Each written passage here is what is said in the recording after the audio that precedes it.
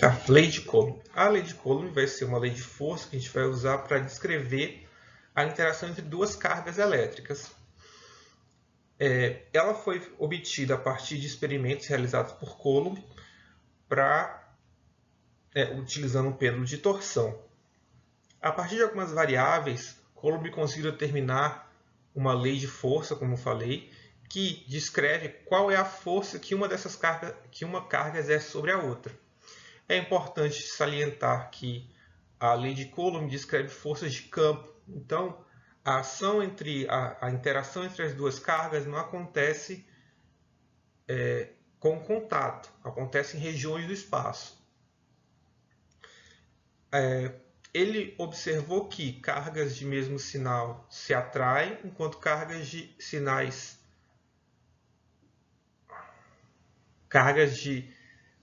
opostos se atraem e cargas de mesmo sinal se afastam.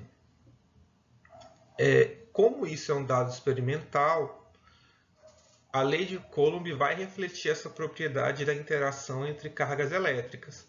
Outro fator importante é que a força sempre atua ao longo de uma reta que atravessa as duas cargas.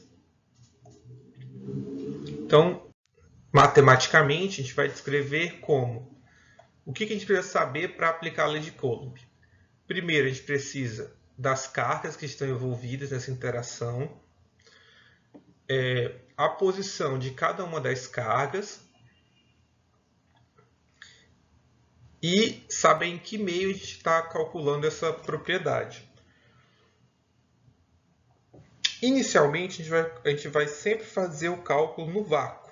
Posteriormente, a gente vai saber como os campos elétricos, ou como é que se descreve campos elétricos dentro da matéria. Essa parte inicial aqui, que é 1 sobre 4π, no caso ε0, onde ε0 é a permissividade do vácuo. É uma constante, às vezes normalmente chamada de constante de Coulomb, mas eu prefiro escrevê-la de forma extensa para que a gente sempre tenha em mente qual é o meio que a gente está calculando. Veja que agora a gente vai definir como é que a gente sabe quem está sofrendo a ação da força e quem gerou a força. Então eu vou introduzir uma notação que é essa notação de onde um dos elementos está livre e outro está entre parênteses. Nessa notação, a gente vai ter que quem está entre parênteses gera a força e quem está fora do parêntese sente a força. Então, vamos olhar aqui para o nosso referencial. A gente vai ter a posição da carga 2, a posição da carga 1. Então, a força F12 é a força que a carga Q1 sofre devido à carga Q2.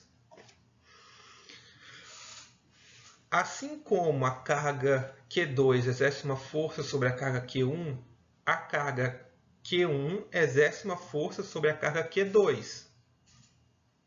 E, novamente, como consequência disso, a gente vai ter uma inversão na diferença nessa distânciazinha aqui entre as cargas. Por quê? Aqui vai uma definição de vetorial simples.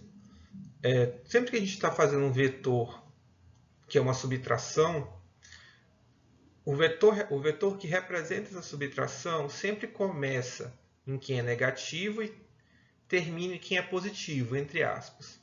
Então, no caso da força 1, 2, onde a carga 1 recebe a força e a carga 2 gera a força.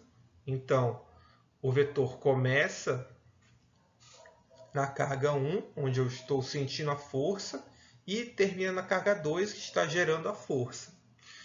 Quando eu vou analisar a carga 2,1, que é a força que a carga 2 sofre devido a 1, eu inverto essa notação. Por quê?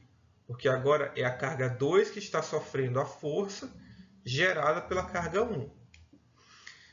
Pela terceira lei de Newton da ação e reação, como essas forças são reação uma da outra, elas vão ter sinais opostos, mesmo módulo, e atuar na mesma direção, que é o que a gente está observando aqui.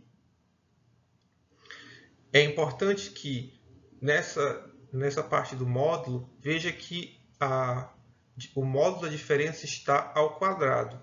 Por que isso ocorre? Porque quando eu tiro o módulo dessa força, essa parte entre parênteses também vira um módulo. Então ela acaba cancelando esse módulo com o módulo aqui de baixo, de modo que eu tenha um termo ao quadrado.